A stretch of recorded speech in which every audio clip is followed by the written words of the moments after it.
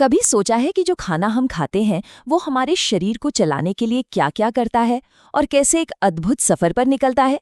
आइए, भोजन की इसी रोमांचक यात्रा को करीब से जानते हैं। सोचिए जरा, दिन भर की थकान के बाद आप बिल्कुल पस्त हैं और फिर एक छोटा सा खाना आपको फिर से ताकत दे देता है। ये होता कैसे है? ये कोई जादू नहीं है, बल्कि हमारे शरीर की एक कमाल की प्रक्रिया है। इसी पूरी प्रक्रिया को कहते हैं पोषण, और यही हमारे हर काम का आधार है। इससे सिर्फ चलने फिरने की एनर्जी ही नहीं मिलती, बल्कि हमारे विकास और बीमारियों से लड़ने की ताकत भी यहीं से आती है। लेकिन एक बात है, हमारा शरीर सीधे सीधे रोटी या सब्जी को यूज नहीं कर सकता।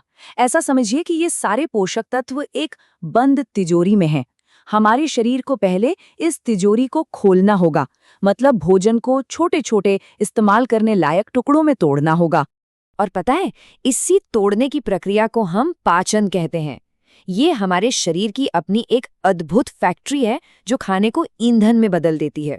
तो चलिए इस यात्रा की शुरुआत करते हैं पहले स्टॉप से, हमारे मुंह से। जैसे ही खाना मुंह में जाता है ना, पाचन का काम वहीं से शुरू हो जाता है।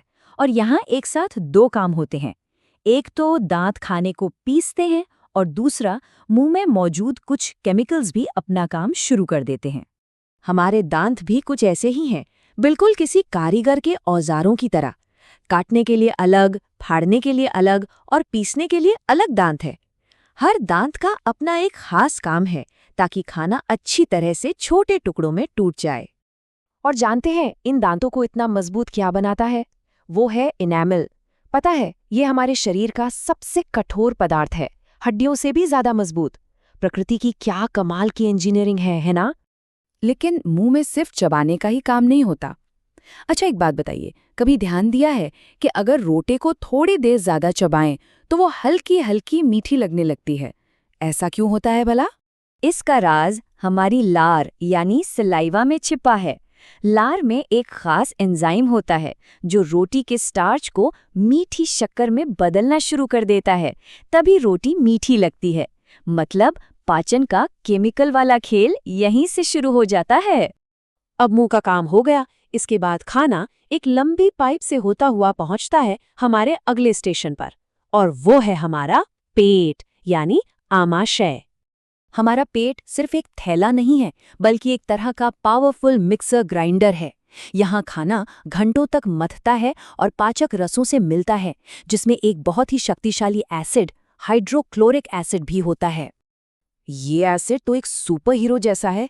ये ना सिर्फ प्रोटीन को पचाने में मदद करता है, बल्कि खाने के साथ आए खतरनाक बैक्टीरिया को भी खत्म कर देता है और खाने को खराब होने से भी बचाता है।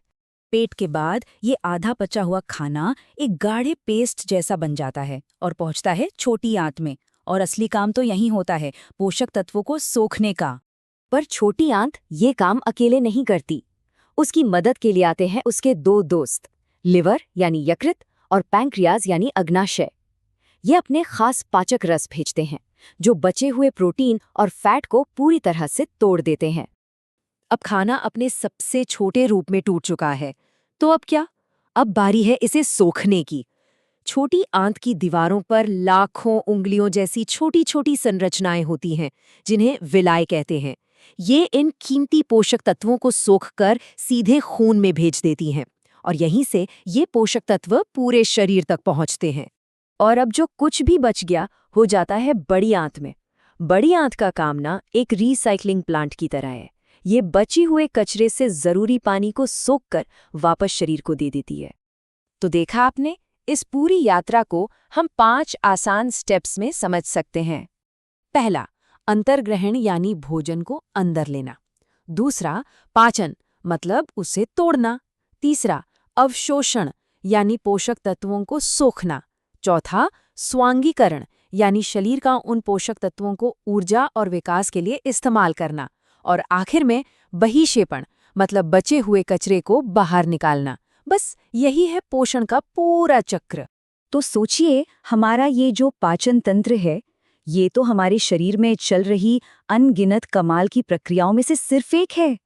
ये सोचने वाली बात है ना, कि जब हम अपनी रोज की जिंदगी में बिजी होते हैं तो हमारे अंदर और कौन-कौन से चमत्कार चुपचाप अपना काम कर रहे होते हैं।